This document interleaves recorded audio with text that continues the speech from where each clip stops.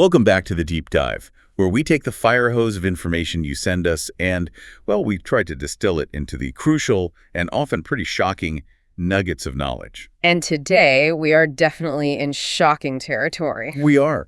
We're peering through the gilded curtains of public spectacle and diving deep into the financial realities and, frankly, the astronomical wealth of the British monarchy. And this isn't about, tabloid gossip or what someone was wearing. This is a forensic examination. We're looking at the mechanisms, the decades of legislation, and the unique, often very secretive policies that have allowed the royal family to accumulate these staggering personal fortunes. Often at the direct, and as we'll see, the increasing expense of the UK taxpayer. That's the key, the increasing expense. Our sources for this deep dive are incredibly advanced. We've got historical analysis that charts the evolution of royal funding, all the way from the 18th century civil list right up to today's really controversial sovereign grant. And we're going to pull apart the nature of their so-called private estates, the duchies of Cornwall and Lancaster. Right. And analyze that unique web of tax exemptions and, I guess, constitutional powers that really underpins this entire financial structure. And our mission, critically, is to cut through the institutional spin, because when you actually compare the UK monarchy's financing to its European counterparts, the figures become genuinely indefensible, according to our sources. So what's the headline number? What are we talking about here? Our research points to a conservative overall annual cost of the monarchy estimated at around £500 million. £500 million. 500 million. And that's when you factor in all the cost security, which is huge, lost tax revenue from all these exemptions, and of course the profits that are funneled through the duchies. 500 million. That is the number you have to hold on to.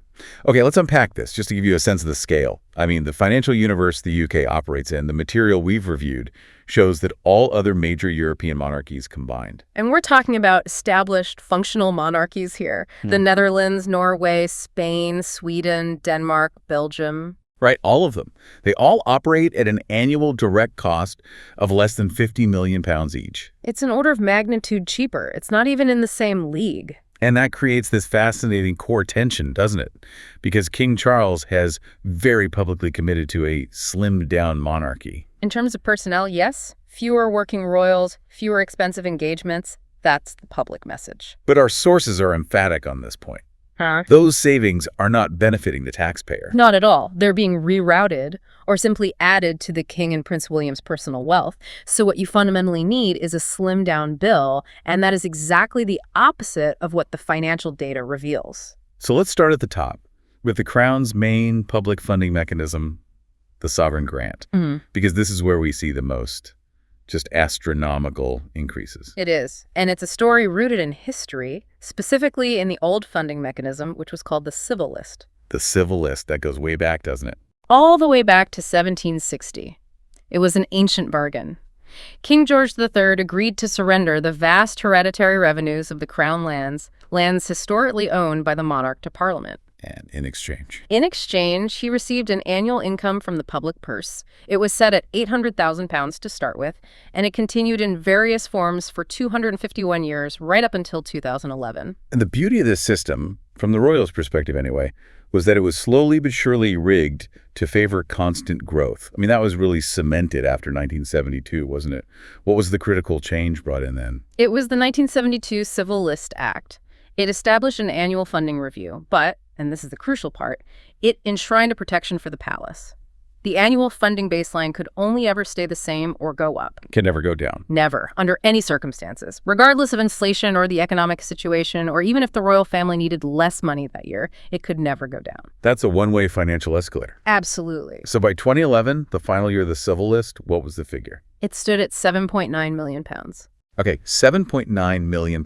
Now, that number is really important because the system that replaced it, the sovereign grant, it introduced this linkage that instantly and exponentially just blew that figure out of the water. It did. The sovereign grant, which was introduced by the Chancellor at the time, George Osborne, in 2011, tied royal funding to the profits of the Crown estate for the first time since 1760. Which is a huge reversal of that original deal. A massive reversal. Suddenly, royal funding was no longer benchmarked against the actual administrative costs of the monarchy.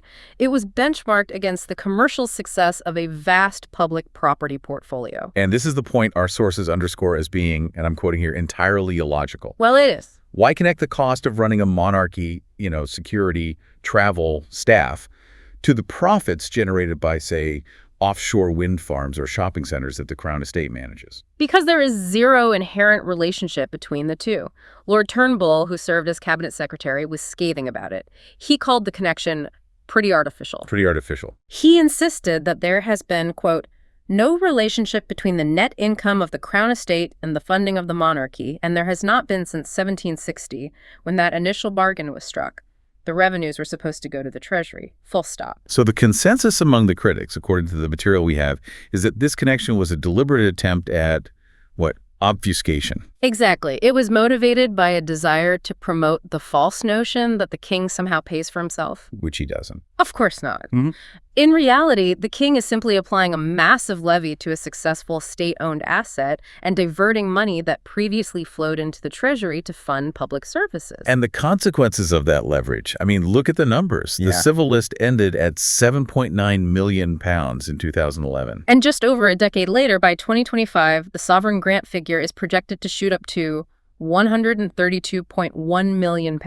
That is just breathtaking. Let's really drill down on that math for a second. That's an increase of 53% from the previous year alone. And when we calculate the compound annual growth rate from the end of the civil list, that's 7.9 million, to the projected 2025 figure of 132.1 million, we get what? The figure is 26.93%. So a 27% compound annual growth rate in public funding for one single institution. Over a 14-year period, yes. It's staggering. And you have to remember, this growth occurred during years when public services were facing austerity, when essential payments to vulnerable people were being cut, and the cost of living was soaring for everyone else. So the monarchy's funding growth is completely decoupled from the economic reality faced by the public who are funding them. Completely. And this astronomical rise, our sources say, is largely down to one specific thing, a massive and completely unearned windfall. Correct. The offshore wind energy expansion currently gripping the UK. How does that work? The Crown estate holds the rights to the UK seabed. So as the UK commits to this huge expansion in offshore wind infrastructure, the profits from leasing that seabed flow directly into the Crown estate.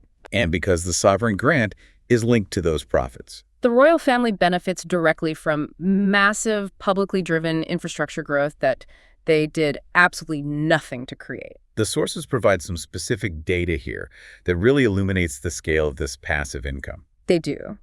The 2021-22 annual report for the Crown estate estimated that new offshore wind development would bring in an additional income of £73 million per month. Per month? Per month, in option fees alone. Wow. And that monthly figure translates to a gain for the royals and a resulting loss to the Treasury of about $219 million a year. That's right. Money that, prior to the 2011 Act, would have gone entirely into the public purse. It's a fundamental transfer of public wealth into the mechanism that funds the monarchy's administrative costs. Costs that are now ballooning far beyond any operational need. Or beyond. The sources also detail the clever financial engineering and the public relations spin that was used around the Buckingham Palace refurbishment. Yes, this is a classic example. The sovereign grant was temporarily increased from the baseline 15% of Crown estate profits to 25% back in 2017. And that was to cover the massive $369 million facelift for the palace. That temporary jump was explicitly stated as being necessary to fund that long overdue renovation. Then, in 2023, King Charles announced that the percentage would be reduced to 12%. And this was framed as an act of royal generosity, wasn't it? It was. He claimed it was in light of the offshore energy windfall, and the media instantly played this as a voluntary pay cut for the king. But that's where the crucial distinction lies. Because if the underlying asset value, the Crown estate profits, is skyrocketing, a smaller percentage can still equal a much, much larger cash amount. Exactly. What did the actual projected funding look like after this supposed cut? It was still a massive increase. The percentage drop was purely a function of the vastly increased overall income. Because the underlying profits were so massive, the actual projected funding for the royals, in 2025-26 was still expected to be a 45% increase from the amount they received the previous year. A 45% increase. It was a huge financial gain disguised as a magnanimous reduction. It was. The system is essentially recession-proof and scrutiny-proof. It ensures continuous financial benefit for the monarchy with no mechanism for any downward adjustment, even when the big refurbishment project is winding down. And the base amount paid to them is constitutionally protected, isn't it? It can't go down without new primary legislation. Exactly, which is unlikely to pass without the palace's own assent. And this entire massive funding increase occurred without any parliamentary debate, because the terms of the 2011 Act establishing the sovereign grant didn't require one. It just cemented the exponential growth of the public bill. Okay, so if the sovereign grant represents the cost of administration, let's shift to what are arguably the most controversial parts of royal finance. Yeah. The duchies. Yes, the duchies. These are vast, ancient, and highly profitable estates that function as hard-nosed property companies. And they deliver enormous private profits directly to the monarch and the heir. That's right. We have to discuss the Duchy of Lancaster, which benefits the reigning monarch, King Charles, and the Duchy of Cornwall, which benefits the heir, Prince William. And these are not just modest landholdings. No, these are corporate operations. They generate enormous, tax-free personal annual incomes. In 2024, that was $27.4 million for Charles and $23.6 million for William. So just between the two of them, we're talking about combined private annual incomes of over £50 million.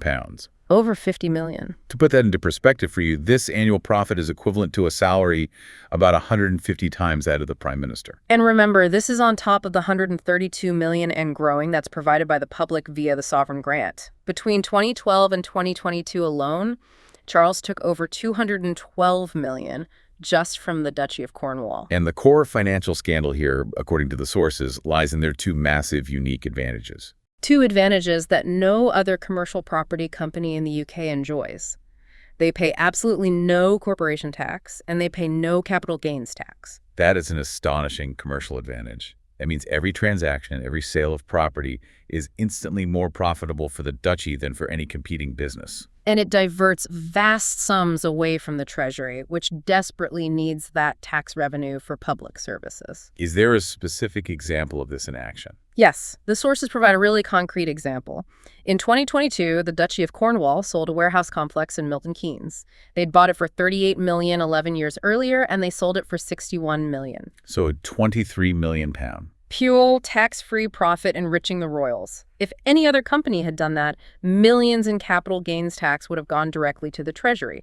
That revenue is permanently lost, purely because of the unique royal status of that land. And Charles has historically been determined to call the duchies private estates.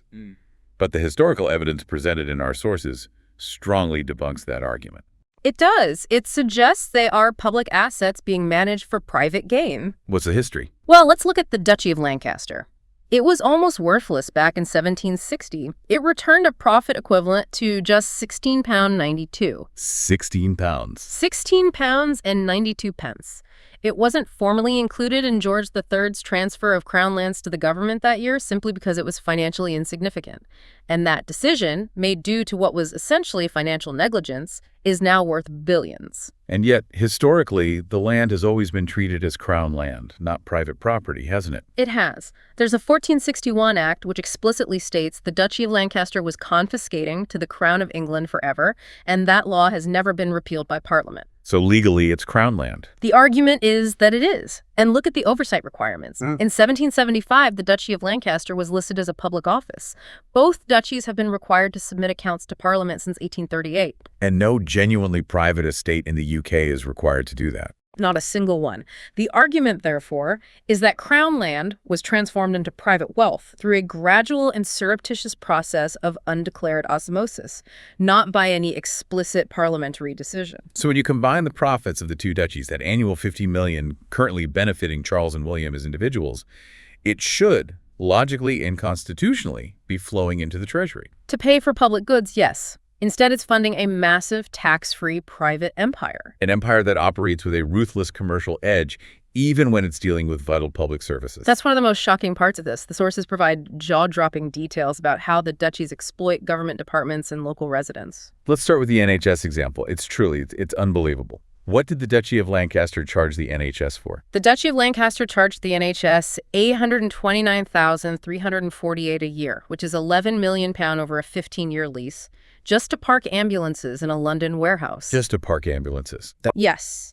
And what's critical here is the rate increase. This rent represented a 67% jump from what the previous occupants, the Metropolitan Police, had been paying for the exact same facility. A 67% increase, charging the National Health Service a fortune just to keep ambulances operational. That single rental agreement, as our sources point out, could easily pay the basic salary of over 20 nurses every single year.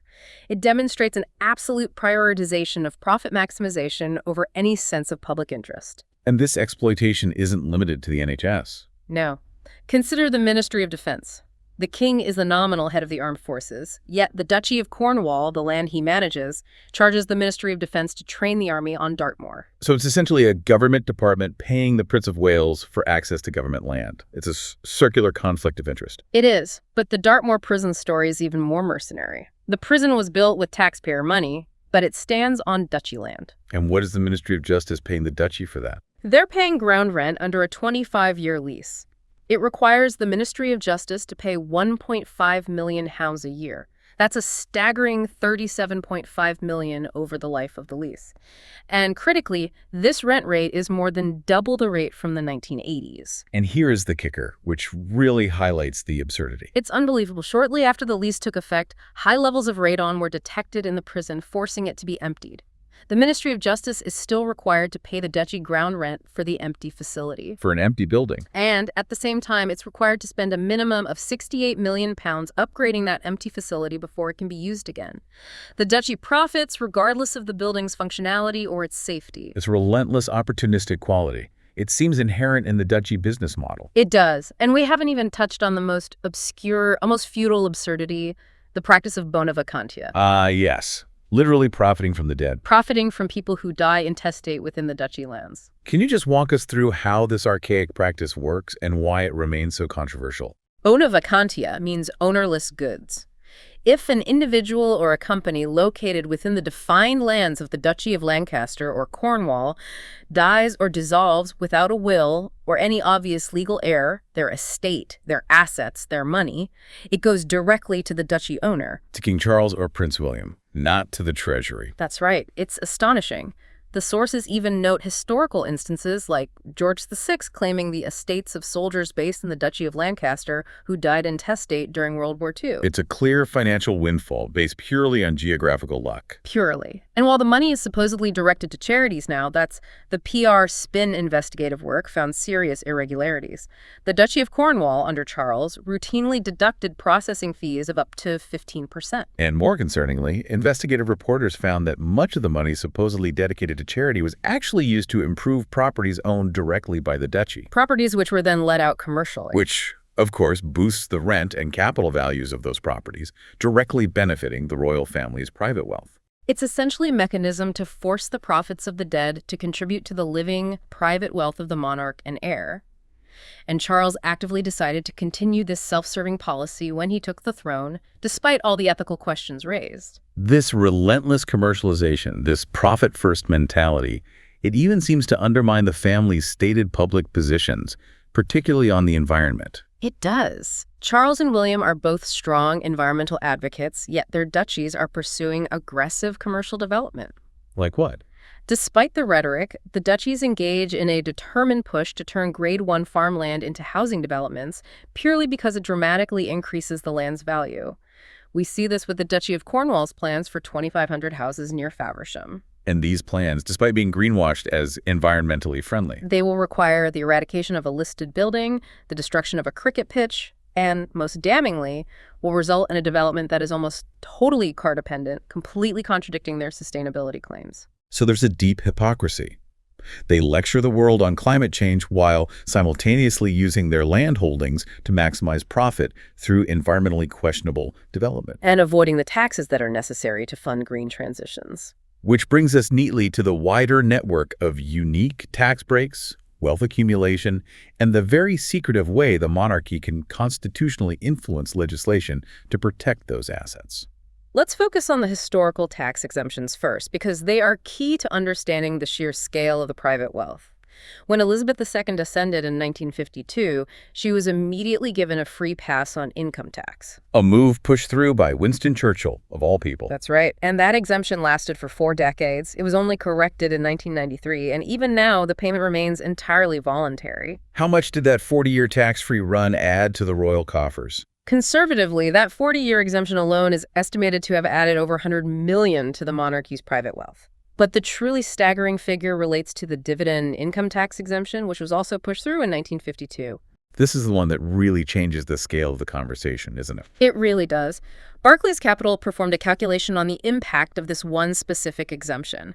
The freedom from paying tax on vast dividend income, that lasted until 1993. And what did they find? They calculated that this single unilateral exemption generated a windfall income of approximately £1.1 billion by 2001. £1 billion. That figure just... Yeah. It drastically shifts the perspective on royal finances. It suggests that the typical media estimates of royal wealth, which often hover around the $500 million mark, are wildly underestimating the true picture. They're ignoring the historical cumulative advantage of these exemptions. My assessment, based on the inheritance and investment growth facilitated by decades of tax-free accumulation, would put King Charles's private wealth well north of £2 billion. $2 billion, and that's excluding national assets like the crown jewels. Correct. And the wealth transfer from Queen Elizabeth II to Charles upon her death was massive, and it was passed down entirely tax-free. Entirely. We're talking about highly profitable investment portfolios, Sandringham and Balmoral, which are highly valuable properties, a $533 million jewelry collection, and the entirety of the lucrative Duchy of Lancaster. The constitutional defense is that the Crown estate assets are held in trust for the nation and therefore exempt. Which is understandable, but why should these personal disposable items, the massive investment portfolios, the private residences, the jewelry exempt from inheritance tax when every other person in Britain is subjected to it? The cost to the public purse is enormous. This continuous push to protect and enhance their private financial interests brings us to what our sources call the constitutional dark arts. The deeply secretive mechanism known as king's consent and its younger sibling, prince's consent. This allows the monarch and heir to influence draft legislation before members of parliament even see it. It's a procedure that is fundamentally anachronistic and anti-democratic. It's triggered if draft legislation potentially affects the private financial interests or the royal prerogative of the king or the Prince of Wales. So the effect is that amendments or exemptions can be made in secret negotiations with government ministers, often without any public or parliamentary knowledge. That's it, exactly. How widespread is this interference? A Guardian investigation identified over 1,000 draft laws that were subject to Queen's consent between 1952 and 2021. This isn't a symbolic handshake, it's active legislative involvement. And the sources show exactly how this mechanism serves to protect their private estates from public accountability. A striking example involves animal welfare legislation. King's consent was required for the Animal Welfare Bill in 2006. Why? Specifically to exempt private royal estates, such as Sandringham and Balmoral, from inspections for animal welfare offenses. So the mechanism was actively used to ensure that properties used for purely private, profitable purposes, like hunting lodges and commercial farming, couldn't be inspected under laws that apply to every other landowner in the country. Exactly, and that protection goes even further. The sources state there are over 30 different laws on the statute book banning the police or other public agencies from entering these private royal estates without explicit royal permission. It's an unparalleled level of legal opacity. What do constitutional experts make of this procedure? They are unanimous that this is more than symbolic. They argue that King's consent fuels speculation and is, quote, wholly inconsistent with any characterization of the procedure as symbolic. They conclude that it gives the monarch undue influence on the legislative process. And when you filter this practice through the ethical framework that's supposed to govern public life in the UK, it fails utterly. This practice explicitly violates the Nolan Principles, which state that holders of public office must act solely in the public interest. And must not act or take decisions in order to gain financial or other material benefits for themselves or their family. Yet King's and Prince's consent is designed expressly to allow the royals to influence legislation to their own financial advantage. And when we compare the scale of this protected wealth, Charles's personal fortune, estimated up to £2 billion, it just substantially dwarfs that of the next richest European monarch. It does. King Willem-Alexander of the Netherlands was estimated at around 154 million to 230 million in 2017. The British financial model is not just expensive, it is engineered for exceptional personal enrichment. That disparity in wealth reflects a massive disparity in style and public cost, which leads us to examine how Britain's inherited imperial monarchy contrasts with its modern, cheaper European neighbors. The contrast is extremely stark. We've established the cost disparity. The UK's direct funding over 130 million versus others all remaining under 50 million. This difference stems from history, doesn't it? It does. While revolutionary turmoil forced other European monarchies to radically modernize and democratize their financial structures, Britain's island status protected it, allowing the institution to retain its sclerotic and imperial nature, as the sources put it. And you see this imperial nature manifest in the sheer attitude, the unattractive arrogance and sense of entitlement. Precisely. You see the Dutch crown princess, Catharina Amalia, voluntarily refunding her annual $300,000 income while she was a student, forfeiting millions in expenses until she incurred high costs. Or you see Scandinavian royals taking their children to school on cargo bikes in the street. And it is genuinely difficult, as the source notes, to imagine any member of the British royal family making such a selfless, self-aware gesture. The UK system is designed to provide luxury without requiring any corresponding financial sacrifice. Not even significant public transport use. This imperial mindset is deeply cemented in the constitutional requirements of the UK. We have an unwritten constitution, and the royal oath Charles took upon his accession was only to God, as head of the Church of England. It even included an archaic, lurid passage condemning Catholics. That contrasts fundamentally with the democratic oath taken elsewhere. For example, the King of Norway swears to govern the Kingdom of Norway in accordance with the Constitution and laws, which clearly places democracy and the state constitution as supreme. Whereas in Britain's, you get the ultimate constitutional absurdity, where an MP elected on an explicit platform to abolish the monarchy must first swear a personal oath of allegiance to the monarch before they can take their seat in Parliament and vote for abolition. It's a mechanism that forces democratic subservience to a feudal concept, and it protects the monarch's position regardless of public opinion. Then there's the sheer financial pointlessness of the traditional coronation ceremony. It serves absolutely no legal purpose. Charles was king the moment his mother died. The ceremony is purely traditional theater. And yet, Charles rejected the idea of a cut-price coronation. He said he was deeply conscious of the cost of living crisis, while, of course, the taxpayer was footing the bill for the ceremony itself. What was the final public cost for this piece of fossilized tradition? The final bill from the public purse was at least £72 million. But the campaign group Republic put the total closer to $250 million once you factor in all the hidden costs, the security, the policing, the costs incurred by various government departments, which are often not publicly disclosed under the heading of royal accounts. And what was public sentiment during this massive outlay? A YouGov poll taken before the event showed that 51% of the public felt public funds should not be used for the ceremony, and 64% were largely uninterested in the event itself. That suggests a significant disconnect between the perceived necessity of these costly traditions by the palace and the priorities of the taxpayer funding them. It does. And no other European monarchy bothers with a coronation anymore. Spain's last one was in 1474. That imperial attitude also extends into the commercial realm through royal warrants. Yes. These are effectively free endorsements given to businesses that supply the royal household. They offer significant commercial value and the right to display the royal coat of arms. And the value is immense, isn't it? Estimated £4.5 billion annually to the economy. And warrants typically provide a 5% sales uplift for the holder. It's a powerful commercial tool. It is, but the sources critique the system's lack of transparency and ethics. What are the key failings in the criteria for awarding these warrants? The criteria are purely based on supply. You must supply the household for 5 of the last 7 years. There's no requirement for products to be manufactured in the UK, nor is there any consideration for ethical criteria. So despite 68% of the public believing warrants should support British businesses, major holders like Burberry, Hunter Wellies, and HP Sauce now manufacture their products overseas. And there's a documented conflict of interest related to Charles's personal, charitable, and environmental principles. Yes. Charles is a patron of the Atlantic Salmon Trust, which actively opposes issues related to farmed fish, citing ecological concerns.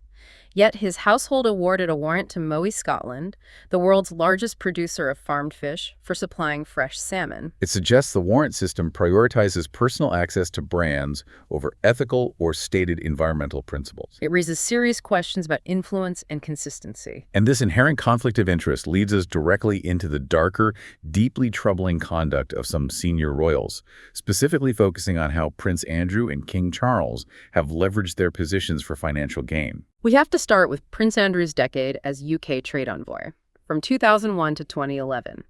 This role, which was supposed to benefit UK business, ended up costing the taxpayer close to £15 million. All while Andrew displayed an astonishing level of entitlement. The examples are really illuminating. He was reportedly demanding private jets for journeys that lasted barely 2 hours, simply because scheduled flights did not suit his needs. And he went so far as arranging for reconnaissance teams to be sent from London to scout golf courses in New Zealand before official visits. Yes, suggesting a significant focus on personal recreation over diplomatic necessity. And the people he chose to associate with, financially and professionally during this period, were highly questionable. Highly questionable is an understatement. His inner circle included convicted fraudsters like Michael Milken, convicted gun runners like Tarek Kaituni, and deep financial connections to the families of dictators, notably Timur Kulibayev and the Aliyev family. This network often raised alarms in government circles. And he also seemed determined to hide his financial maneuvering. How did he go about obscuring his assets while acting as an official UK representative? He was meticulous. He used the pseudonym Andrew Inverness in correspondence, and critically, he registered a company in the British Virgin Islands, a notorious offshore tax haven. And he also used the government-backed Bank of England nominees. He did.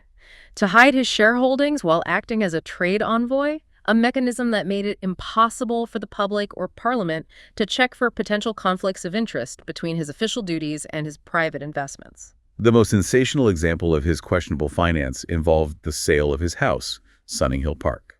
That sale was shocking. Sunninghill Park was sold for £15 million, which was £3 million over the asking price, to Timur Kulibayev, the son-in-law of the Kazakhstan dictator. And the sale was routed through a complex, circuitous arrangement specifically designed to hide the true identity of the buyer. Exactly. And the resulting speculation, fueled by WikiLeaks material, suggested the purchase was a way to launder money received illicitly. And Kulibayev then left the massive property empty for years before demolishing it. Which further supports the idea that the transaction was primarily financial and political, rather than a genuine purchase of a property to live in. And Andrew wasn't just leveraging his status for property sales. He was also seeking direct financial gain from his connections. Yes. In 2016, he lined up a 1% commission on a Kazakhstan infrastructure deal. He stood to rake in £3.85 million simply for sending a handful of emails connecting people. This illustrates a clear pattern of using his official status to secure private commissions. And even his charitable initiative, Pitch at Palace, was allegedly exploited for personal financial gain. That's right. He accepted £750,000 into his personal bank account just days after a convicted fraudster, Salman Turk, won an award at his Pitch at Palace event. The speed and size of the transaction, linked to an individual with a criminal history, raised serious red flags. Okay, now let's pivot to King Charles and the controversies involving his charitable foundations, the infamous cash for access scandals. The most sensational example involved Charles personally accepting 3 separate donations, totaling $3 million in bundles of cash, from Sheikh Hamad bin Jassim bin Jaber Al Thani, the former Qatari prime minister. And the cash wasn't transferred electronically. No, it was physically handed over to Charles, sometimes in a suitcase, a bulging holdall, and even in Fortnum & Mason bags. And the currency itself was significant, wasn't it? The denomination of the notes? It was. The cash was often in 500 notes, a denomination known in security circles as the Bin Laden, due to its frequent association with illicit financing and terrorist funding. It demonstrates an astounding lack of due diligence and judgment. And that incident was merely one of several questionable donations. Absolutely. Despite objections from his own advisors, Charles also accepted a £1 million donation for his charity from the family of Osama bin Laden 2 years after his death. He also accepted £500,000 from Bruno Wang, who was wanted in Taiwan for money laundering. And he was only saved from accepting a further £535,000 donation from a Russian figure, Dmitry Luce, who had previously been found guilty of money laundering when the charity's ethics committee finally intervened. But the most damaging scandal, the one that triggered a criminal police investigation, was the cash for honors issue involving a Saudi sheikh, Mahfouz. This was highly scrutinized. A criminal police investigation was launched after Charles's most senior aide, Michael Fawcett, was found to have written a letter offering to secure an upgraded honor, a KBE, and British citizenship for the sheikh. In return for what? In return for the most recent and anticipated support for the prince's trust. So Fawcett was essentially trading the prestige of the crown for large financial donations. Correct. And Fawcett was in no position to grant either of those things without Charles's explicit knowledge and nod. This entire practice, as we noted earlier, fundamentally violates the Nolan principles of public life. Trading public honors for private financial gain. And the resulting police investigation into these cash for honors allegations significantly damaged the king's reputation for ethical judgment. And Charles's judgment regarding people has repeatedly proven to be poor beyond just financial donors. Yes. His decades-long, enthusiastically close relationship with the convicted sex offender, Jimmy Savile, is highly concerning. Despite numerous warnings about Savile's conduct, Charles maintained the relationship for over 20 years. He even sent him a note in 2006 saying, "Nobody will ever know what you have done for this country, Jimmy." It demonstrates a failure to heed advice and a tendency toward prioritizing personal relationships over ethical warnings. All these incidents, from Andrew's financial leveraging to Charles's questionable donations, lead us to the overarching question of accountability. Why do the royals seem exempt from the rule of law that governs everyone else? It starts with the ultimate protection. The monarch has personal immunity from being sued or facing criminal charges due to the ancient legal concept of the prerogative of perfection. The monarch can do no wrong. Because all legal action is taken in the name of the monarch, the crown. You can't have Rex v. Rex. You can't. And this isn't just a legal theory. The sources suggest that this blanket protection is unofficially and consistently applied to other senior royals by the police and public institutions. The Met Police, for example, were notably passive in investigating the sexual assault allegations against Prince Andrew. They were. They often adopted a neither confirm nor deny stance or claimed that investigations were focused outside the UK, despite allegations of trafficking occurring clearly on UK soil. The lack of proactive, rigorous investigation contrasts starkly with how the police handle sensitive cases involving non-royals. And we saw this same protection applied in serious traffic incidents involving Prince Philip. Yes. Philip was involved in at least 2 serious driving incidents. In one, he ran into a hedge while speeding, and in another, he drove into the path of another car, injuring 2 people. And despite clear evidence of dangerous driving and clear law breaches, no charges were brought. The Crown Prosecution Service, which acts on behalf of the Crown, decided that prosecution was simply not in the public interest. This two-tier system of justice is incredibly damaging to the institution's credibility in a modern democracy. It is, and it contrasts starkly with the heavy-handed approach used against anti-monarchy protesters who are just exercising their democratic rights. That comparison is unavoidable. On the morning of Charles's coronation, police seized "Not My King" placards and arrested 6 Republic organizers. On charges like conspiracy to cause a public nuisance, they held them for 13 hours before releasing them without charge. The charges were eventually dropped and compensation was awarded. And this pattern isn't isolated. After the Queen's death, individuals who shouted simple dissenting phrases like "Who elected him?" were arrested under the Public Order Act. Only for those charges to be dropped years later. The inevitable conclusion the sources draw is that police practices are often designed to prevent peaceful democratic opposition to the royals from being effective, while simultaneously failing to enforce the law rigorously against the royals themselves. It just reinforces the perception of a powerful institution operating above the laws it's supposed to embody. Exactly. So if we step back and synthesize this massive volume of material, from the skyrocketing sovereign grant, the tax-free $50 million annual profits from the duchies, the billion-pound historical tax windfalls, the legislative influence via king's consent, and the documented ethical failures, what's the core message? The core message is clear. The financial cost of the monarchy and the simultaneous accumulation of vast private wealth by the royal family has ballooned. This hasn't happened accidentally. It has occurred through questionable, often secretive mechanisms. The illogical sovereign grant linkage, the unique tax exemptions on the duchies, and a constitutional opacity that allows financial influence and avoids accountability. The royal family is determined to retain its imperial sense of entitlement and avoid transparency. whether that's Prince William micromanaging the Duchy of Cornwall to boost his own income with the most aggressive commercial property deals, or Charles accepting bundles of cash from dubious sources. And despite the reduction in working royals, the cost to the taxpayer has increased dramatically. Precisely. The priority for the institution and for the public should not be a slimmed-down monarchy in terms of personnel, but a slimmed-down bill that benefits the public purse, not the private fortunes of the Windsors. And we've seen overwhelming public support for necessary reforms, such as forcing the duchies to pay corporation and capital gains tax. Reforms which the royals currently refuse to countenance. Our sources suggest there are 20 specific, tangible reforms Parliament could enact to modernize the monarchy and drastically cut costs while restoring democratic accountability. Things like the immediate incorporation of the duchies into the Crown estate, ending the king's and prince's consent mechanisms entirely to remove undue legislative influence, and replacing the required oath of allegiance for MPs with one that serves the people and upholds the rule of law. And that leads to the final critical question we want to leave with you, the listener.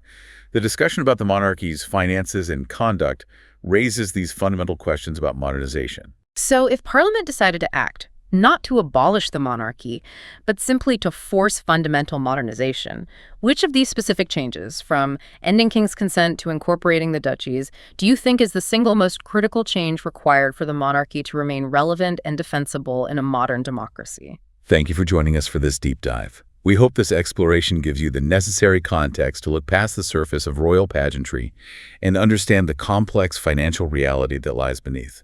We'll see you next time.